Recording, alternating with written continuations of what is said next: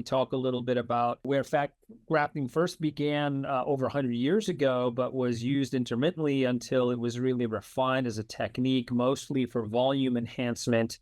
by Sid Coleman in the 1990s, but has very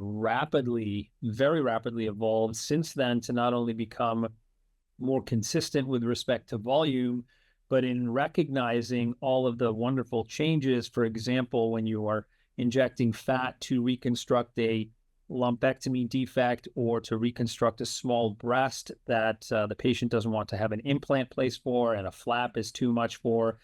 And you realize that aside from providing volume, when you inject that fat, it really gets rid of all of the radiation or much of the radiation damage from the radiation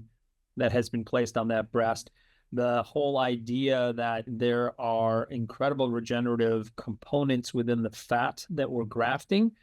that began to first be recognized in the 2010s. So that's now 15 years into it, and that has really exploded. So we'll talk about the stem cell component of the autologous fat grafts that we're putting in, what the difference between microfat and nanofat is that you can see in those two syringes. Exosomes is a word people hear a lot about, but it's really related to a lot of the cytokines that these stem cells release, and that is contained within the microfat and the nanofat, and how you can combine PRP and stromal vascular fraction autologous fat to really optimize your results.